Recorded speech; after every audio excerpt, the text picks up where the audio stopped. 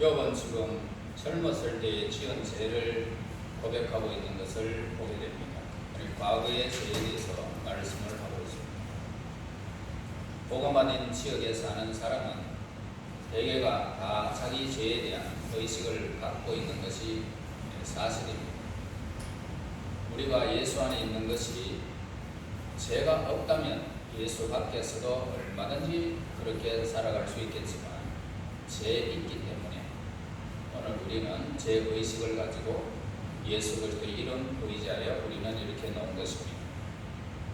그러나 반대로 복음을 받아들이지 않는 사람들은 죄를 모릅니다.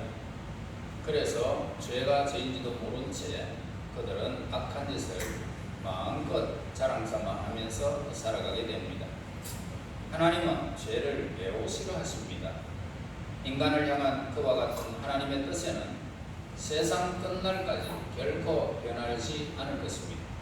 대부분의 사람들은 이 세상에서는 죄를 뉘우치지 못합니다. 그러나 다음 세상에서는 죄를 깨달는 것이 분명하다는 것입니다. 그러나 그것이 상벌에 대한 것이 결코 아닙니다. 이 땅에 우리는 저와 여러분들이 살아가는 하나님의 백성들은 이 땅에서 그 죄의 대가를 다 지불을 다 하게 됩니다. 내가 예수 안에 있든지 그리고 예수님께서 허락하지 않았다면 오늘 하나님께서 또 우리에게 예수님 안에 있어도 과거의 우리의 죄에 대한 그런 형벌은 마음과 그리고 수많은 상처 속에서 내가 괴로움을 당하며 고통을 당하며 죄의 대가를 우리는 받게 됩니다.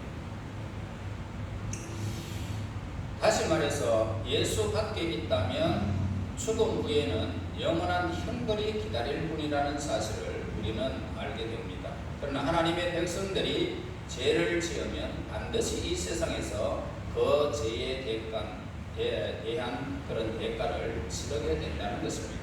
하나님의 나라에는 죄에 대한 대가가 없습니다. 그래서 그것은 죄에 대한 하나님의 뜻을 더 이해하고 따르기 위해서 하나님이 죄를 얼마나 싫어하시는지를 깨닫고 하나님의 사랑으로 깨끗하게 있기를 원하여 하나님은 그렇게 죄의 대가를 지불하게 되는 것입니다. 지금 우리가 생각해 보고자 하는 그것은 경건한 이 욥의 말이 이에 대한 증거를 우리에게 제공해 주고 있습니다. 그 말의 성격적 의미를 이렇게 파악해 보면은 욥은 의로운 혹은 의로워진 그런 사람이었습니다. 그런데 우리는 그를 야고보서 5장 10절에서 고난과 오래 참음의 본을 삼으라 그러면서 욥에 대한 이야기가 나옵니다.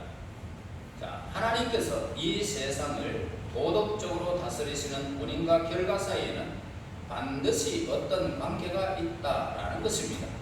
아무런 원인도 없이 어떤 결과를 만드시지 않는 것입니다. 아무 죄도 짓지 않았는데 슬픔을 당하는 사람은 이 세상에는 없다라는 것입니다. 이렇게 말하면 예외가 있다라고 말하고 싶은 사람들도 있을 것입니다. 예수님은 육신으로 우리 죄를 감당하셨기 때문에 아무 죄 없이 고통당하신 유일한 그런 예수님임을 우리는 보게 됩니다. 다시 욥의 이야기로 우리 한번 돌아가 봅시다. 욥이 당한 이 고통은 하나님의 독단적이고 변덕스러운 승리가 결코 아니었다는 것입니다. 욥의 친구들은 비록 욥을 위로하는 방법에 실수가 있긴 했지만은 욥의 친구들은 모두 선한 하나님께 속한 사람들이었습니다. 욥은 그들의 고소를 부인했고 자신의 결백을 주장하게 됩니다. 욥의 친구들이 고통은 죄악과 관계 있는 것이다 라고 한 것은 분명히 성경적으로 옳은 이야기라는 것입니다. 그러나 욥이 어떤 거짓말을 하고 있고 자기 의무를 심히 태만해했다 라고 고소한 것은 결코 옳지 않은 것입니다. 그래서 욥이 어떤 특별한 의무에 있어서 자신을 봉화한 것은 분명히 하나님께서 허락하신 그 사건을 늘 그는 마음에 새기면서 제사의 제도를 통해서 하나님께 예배하는 자였기 때문에 그는 특별한 의무에 있어서 자신을 옹호한 것은 옳다라고 그렇게 말할 수 있습니다.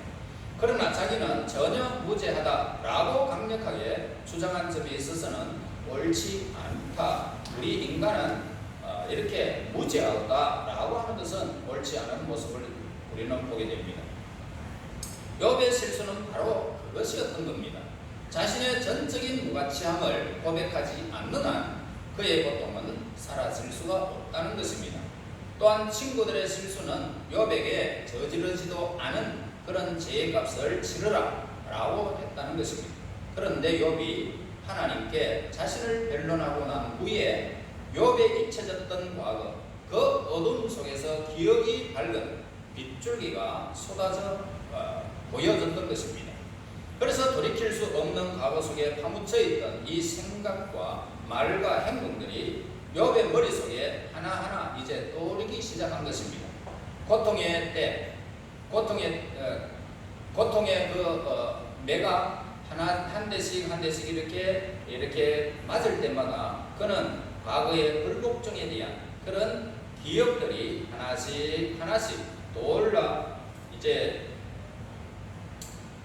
이제 욥은 자신에게 주어지는 심한 징계가 지극히 정당하다라는 것을 인정했다는 것입니다. 의롭게 살았다고 자처하는 한 백발의 노인이 문득 젊은 시절의 죄를 깨닫고 죄 가운데 앉아 회개하는 것은 충분히 있을 수 있는 일이라는 것입니다. 그래서 다윗도 노년에서 이 시편 25편 7절에서 여호와여 내 젊은 시절의 죄와 허물을 기억하지 마시고 주의 인자하심을 따라 주께서 나를 기억하시되 주의 선하심으로 하옵소서라고 기도하는 모습을 보게 됩니다. 그러므로 불순종이 얼마나 악한 것인지 모르는 것보다는 불순종을 하나님께 그대로 지나쳐 주실 것이라는 어리석은 기대를 갖는 것은 더욱 큰 죄라는 것입니다. 여러분, 그런 기대는 결코 실현될 수가 없습니다. 그러므로 바로 그러한 사리에 눈이 어두워진 젊은이들이 죄악의 몸을 던진 채 하나님의 말씀에 따라 자기의 삶을 개선하려는 노력을 하지 아니하고 그렇게 살아가는 것은 엄청난 비극인 것입니다. 그러므로 욥기서 20장 21절에 그의 기골이 청년같이 강장하나 그 기세가 그와 함께 흙에 누우리라. 징계받지 아니하고 묵인되는 죄는 없다라는 것을 우리에게 가르쳐 주는 것입니다. 지금까지 무사하게 지내왔을지 저와 여러분 모르지만은 언젠가는 그 죄 때문에 큰 고통을 당하게 된다라고 성경은 우리에게 가르쳐 주고 있는 것입니다. 그러므로 저와 여러분 어떤 죄든지 가볍게 생각하지는 말아야 된다는 것입니다. 우리의 죄를 그냥 지나쳐 버릴 것이다 라고 생각해서도 안 되는 것입니다. 항상 예수님 안에서 여러분 자신을 바라보아야 하는 것입니다. 예수 그리스도의 보배로운 피는 우리의 모든 죄를 완전히 씻어버릴 것이고 과거의 죄와 현재의 죄와 미래의 죄는 예수 그리스도의 보배로서 우리는 다 씻김을 받는 것입니다. 그 죄의 대가는 내가 고통을 생각 속에서 내가 늘 고통을 당할 뿐이지 죄의 정죄함을 받지 않습니다. 예수 안에 있으면. 할렐루야. 그러므로 예수님 안에 있으면 결코 우리는 정죄함을 받지 않습니다. 천국에서 그 대가를 지불하지 않는단 말입니다. 이 세상에서 내가 죄의 대가는 괴로움을 내가 느낀다 이 말입니다. 거기에 하나님께서 우리에게 행하는 그런 죄의 대가라는 것을 우리에게 가르쳐주는 의미를 우리는 알아야 된다 이 말입니다. 그러므로 예수님의 이름을 의지하여 하나님 앞에 회개하며 하나님 나에게 그런 생각조차 하지 않게 나에게 은혜를 베풀어 달라고 은총을 베풀어 달라고 하나님 자비를 베풀어 달라고 기도해야 된다 이 말입니다. 그런 생각조차 우리는 하지 않도록. 그래서 죄는 인간이 겪어야 하는 모든 고통의 씨앗이 죄입니다. 그리고 근원이라는 것입니다. 이 본문의 말씀은 첫째 의인의 말이라는 사실을 우리는 주목해야 하는 것입니다. 의인의 말. 다시 말해서 그는 구원받은 하나님의 백성의 그런 말이라는 것입니다. 두 번째로 주목해야 할 것은 그 본문의 말씀이 노년에 접어든 의인의 입에서 나온 말이다 이 말입니다. 그래서 욥기서의 서두에서 우리는 욥이 아들들과 딸들을 둔 가장이라는 사실을 우리가 알았고요. 또 그들이 제일 맏형 집에서 모여서 먹고 마시고 잔치를 베풀었다는 말씀에서부터 적어도 그들 중에 몇몇은 이미 성년의 나이가 되었을 것이다 라는 추측을 우리는 할 수가 있습니다. 그러므로 그들의 아버지 욥은 중년 혹은 그 이상의 나이였을 것인 걸 우리에게 가르쳐 주는 것입니다.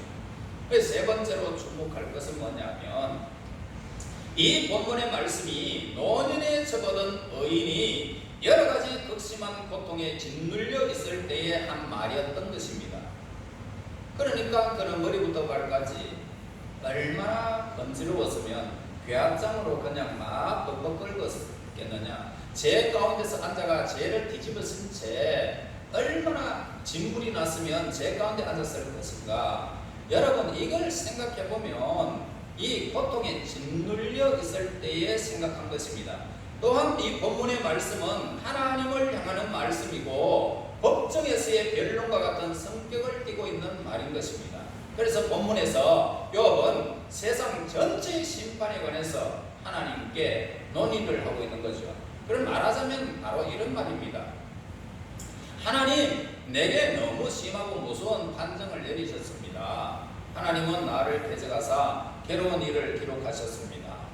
나에게 덮친 그 여러 가지의 다양하고도 무서운 고통들로 보건대 이미 오래전에 잊어버렸고 용서받았다고 생각했던 어렸을 때의 허물이 다시 덜추어내서 그 죄값을 요구하시려고 계신 것이 분명합니다 라고 오늘 본문에서 하나님을 향하여 지금 기도하고 있는 것을 이렇게 고백하고 있는 것을 보게 됩니다.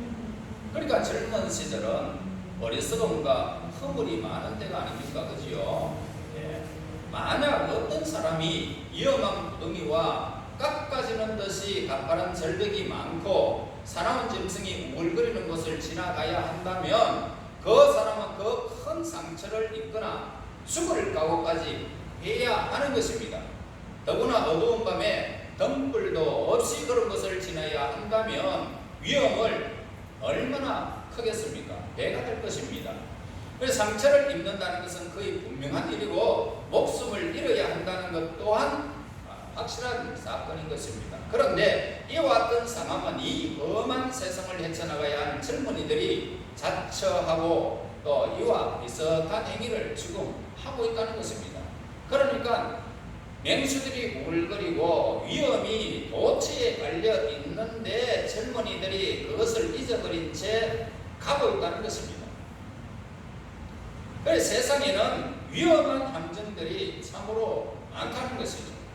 빠져들면 죽는 위험한 함정들이 교묘하게 가려진 채 오늘 여기저기에 널려 있는 것입니다. 그래서 젊은이들이 마약을 하고 꼰대를 하다가 죽어버리고 마약하다가 엄청난 고통을 당하는 일들이 얼마나 많습니까? 함정입니다. 그 함정들로부터 시작되는 부 그리고 명예, 쾌락, 이런 이 도덕적 낭떠러지가 이렇게 계속적으로 이어져 있는 것이 이 세상이라는 것입니다. 그래서 그 길은 많은 영혼을 멸망으로 이끄는 길이고 빈곤과 절망과 질병으로 이렇게 포장된 길이라는 것입니다. 젊은이는 어둠 속에 그 길을 걷고 있는 것과 같은 것입니다.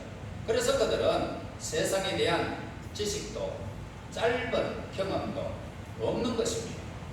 그래, 경험도 없고 지식도 없으니 그 길이 험한 길인지 죽음의 길인지 고통의 길인지 사망의 길인지 모르는 것입니다. 그래서 그들은 반짝이는 것은 모두 다 뭐냐? 금이다 라고 생각하는 것입니다. 어렸을 때 주위 사람들이 모두 친절과 사랑으로 자기를 보살펴 주었기 때문에 모든 사람들이 다 그런 줄 생각하고 사람을 쉽게 믿어버립니다. 결국 친구에게 또 선배에게 그리고 이웃에게 그렇게 사기를 당하며 수많은 고통을 당하게 되는 것을 보게 됩니다. 또한 젊은이는 동물적이고 감정적인 본능이 강하지만 상대적으로 지적이고 도덕적인 본능은 아주 약한 것입니다. 열정은 강하고 절제력은 아주 약한 것입니다. 그 용어는 마치 바닥에 짐을 싣지 않아 바다 가운데 침몰할 위험을 안고 미풍에 노저어가는 배와 같은 것입니다. 여러분 젊은이들의 성향을 생각해 볼 때에 자연히 이와 같은 염려를 하게 되는데요. 성경 역시 똑같은 사실에 대해서 젊은이들에게 경각심을 일깨워주고 있는 말씀이 있습니다. 잠언 21장 1절에 너는 청년의 때에 너의 창조주를 기억하라. 곧 공고한 날이 이르기 전에 나는 아무 낙이 없다고 해가 가깝기 전에 라고 창조주를 기억하라 했습니다. 시편 119편 9절에는 청년이 무엇으로 그의 행실을 깨끗게 하리까 주의 말씀을 따라 지킬 것이다 라고 했습니다.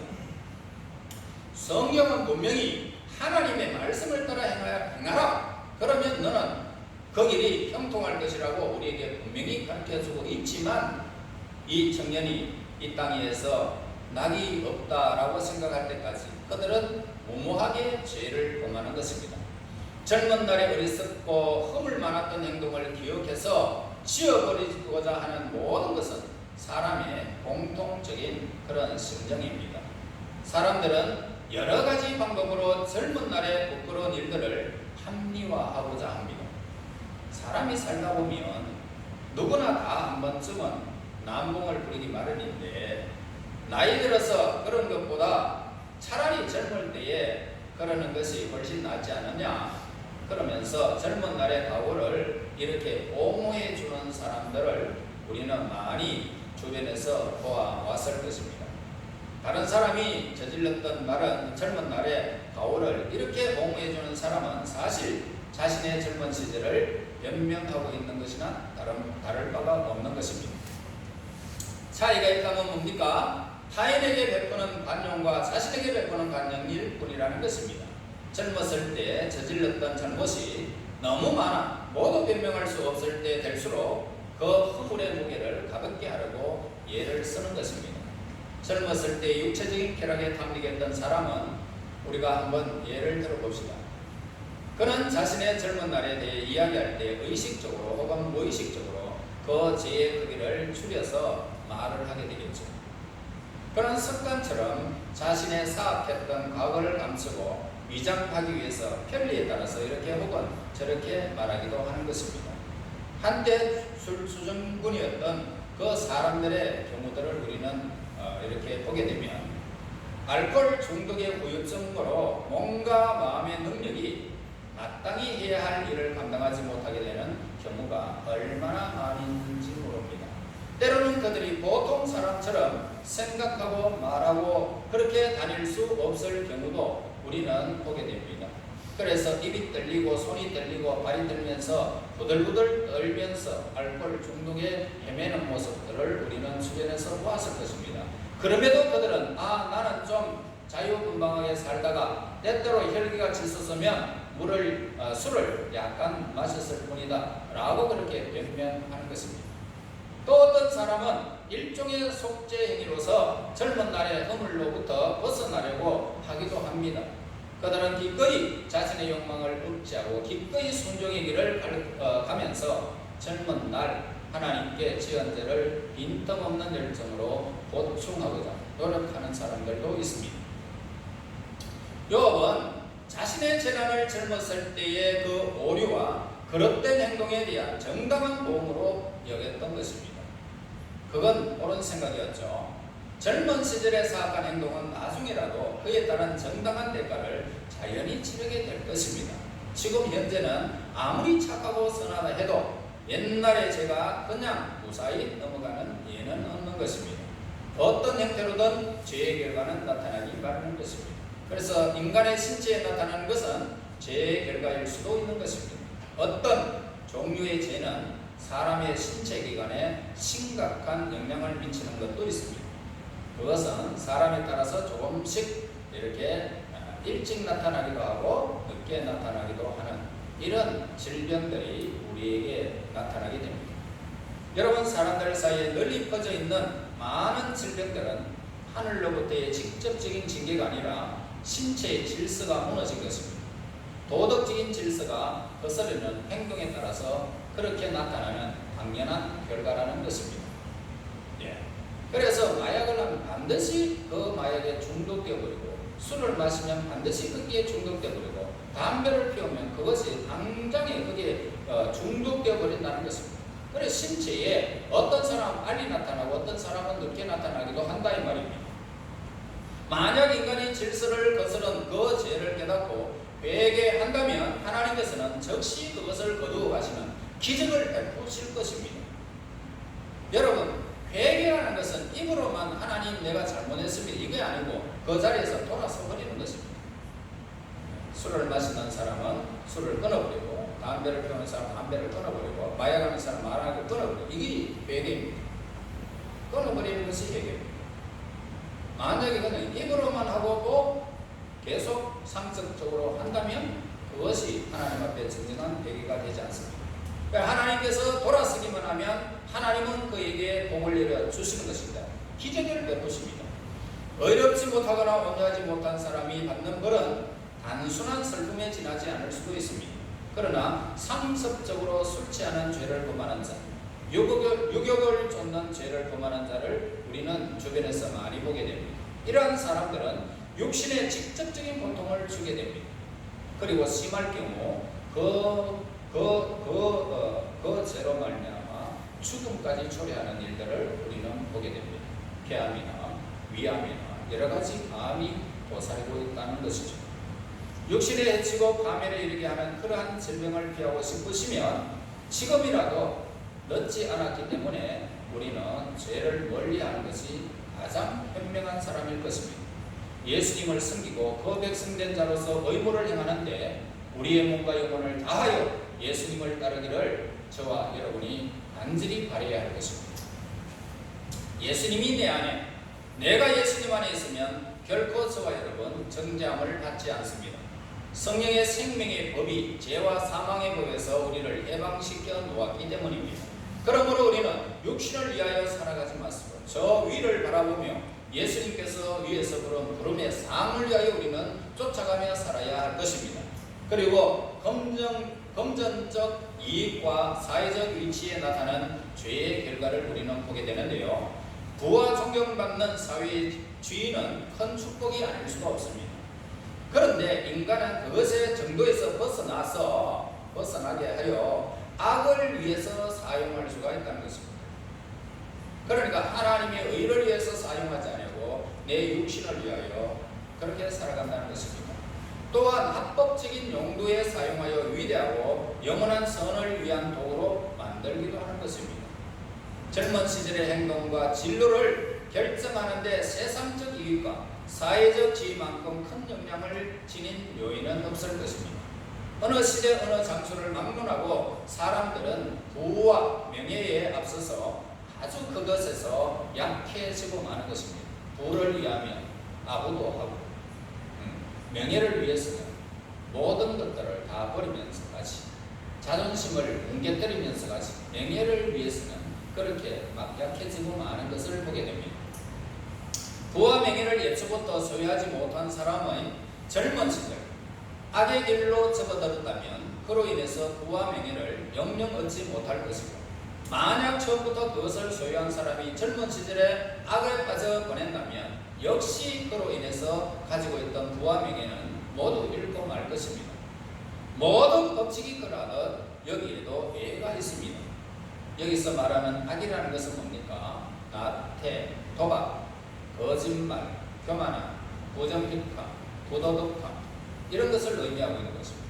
만약 그런 악습에 굴복한다면 우리의 죄는 마치 바람처럼 우리가 가진 것 모두가 다 쓸어가 버릴 것입니다.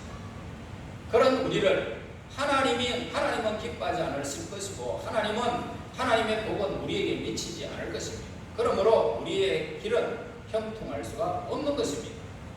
또한 정신적인 면입니다. 자, 도덕적인 면에 나타나는 죄의 결과, 정신적인 능력은 하나님으로부터 얻는 복된 축복 중에 하나인 것입니다. 여러분, 마음을 항상 끊임없이 오늘 우리의 사고를 개발시켜야 하는 것입니다.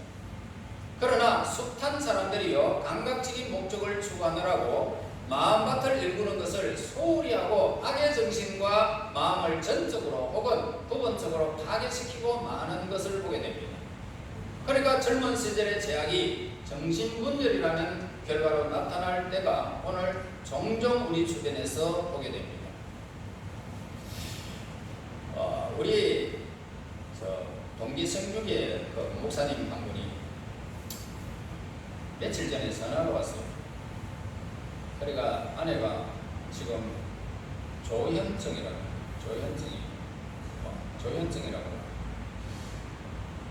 그러니까 우울증도 아니고 조현증이 그렇게 나타나서 지금 병원에 입원해 있으니까 목사님 기도 좀 해주십시오. 3일 동안 그 목사님을 위해서 그 사모님을 위해서 기도해 주었습니다.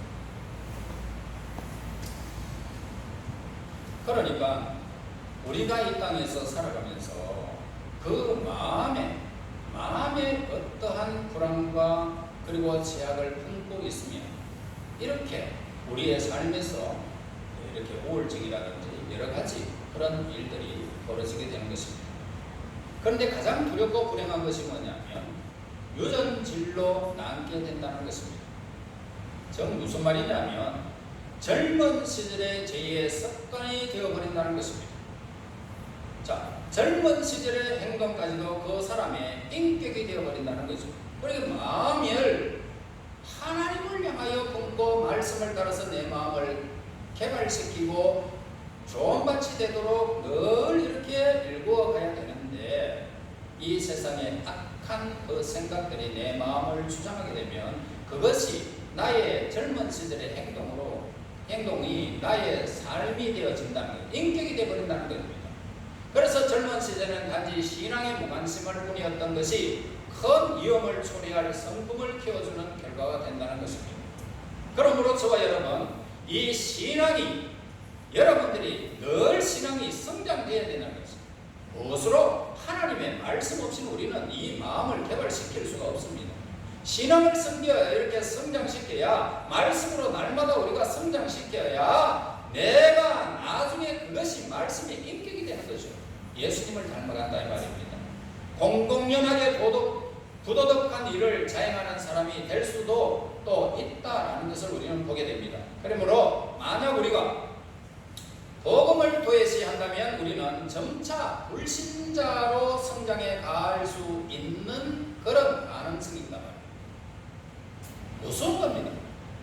이 세상의 것은 잊어버려도 하나님의 그 영원한 이 신앙만은 우리는 잊어버리지 말아야 하는 것입니다. 이 세상에는 눈 깜짝할 사이에 우리의 삶이 모두가 사라져 버릴 수 있지만 하나님의 것은 영원합니다. 그렇기 때문에요, 저와 여러분, 보이는 것에 우리가 마음을 두지 말아야 된다. 보이지 않는 하나님의 세계 말씀 안에서, 복음 안에서 우리는 날마다 우리의 마음을 하나님께로 향하는 이런 복된 자리에 우리가 있어야 된다는 것입니다. 그러나 나날이 경건한 생활 속에서 성장해 간다면 우리는 하나님께나 사람에게나 나날이 사랑받는 존재가 될 것입니다. 저와 여러분, 신앙 안에서, 복음 안에서 성장하여 하나님의 기쁨, 사람들의 기쁨이 되어지기를 바랍니다. 그래야 하나님께서 여러분들의 삶이 평안함이 찾아옵니다. 뿐만 아니라 옛날의 죄는 기억도 우리에게는 사라지는 것입니다. 왜요? 하나님께서 기쁘게 모든 것들을 다 받으셨기 때문에. 그러면 우리가 걷는 길은 실로 유익한 것이 될 것이고 안정될 것이고 평화로운 길이 된다 이 말입니다. 여러분, 이제 우리는 여기에서 어떤 교훈을 얻을 수 있습니까? 어릴 때부터 믿음을 가지는 것이 매우 중요하다. 이것을 우리에게 가르쳐 주는 것입니다. 어릴 때 신앙을 가지지 못하면 영원히 신앙과 동떨어진 삶을 살아갈 가능성이 크다 이 말입니다. 나이가 들어서 하나님의 품에 안기기는 무척 힘들다는 겁니다. 여러분 다 성장하는 아이가 엄마 아빠 그러면서 안기는 사람 누가 봤습니까? 없습니다. 어릴 적에 이름을 부르면 아빠에게 안기고 엄마에게 안기지만 성장해서는 안기기가 어렵습니다. 그러므로 나이가 들어서 하나님 품에 안긴다는 것, 불신앙을 품고 늘 살아가는데 신앙을 품고 살아갈 수가 없다 이 말입니다. 그러므로 오늘 우리 모두 하나님의 말씀을 저와 여러분 오늘도 들었습니다. 신앙생활에 신실하게 하고 하나님 앞에서 삶을 잘 살아야 되지 않겠습니까? 그래서 최후 승리 얻는 그날까지 우리는 죄악과 싸우는 것입니다. 그리고 저 위에서 부름의 삶을 위하여 우리는 신앙의 길을 걸어가는 것입니다. 이 길을 걸어감으로 여러분, 저와 여러분이 하나님께 영광이 되어지고 많은 사람들에게 칭찬과 그리고 여러분 많은 사람들에게 소망을 안겨다주는 믿음의 사람, 신앙의 사람이 되시기를 예수의 이름으로 축원합니다. 하나님 감사하고 영광을 돌립니다. 우리 하나님 거룩한 뜻 안에서 늘 말씀 안에서 신앙 안에서 살아가기를 원합니다. 우리의 마음이 예수 그리스도로 말미암아 복음 안에서 날마다 세워지기를 원하옵나니 사랑하는 우리 하나님의 사람들에게 은총을 다하여 주시고 날마다 말씀을 더하여 주셔서 그 말씀에 따라 우리의 삶을 세워갈 수 있도록 인도하여 주시고 젊은 날의 모든 기억들이 사라지고 하나님께서 주시는 안정함과 평안함과 복된 내일의 걸음들이 되게 인도하여 주시옵소서. 예수님 이름으로 기도하옵나이다. 아멘.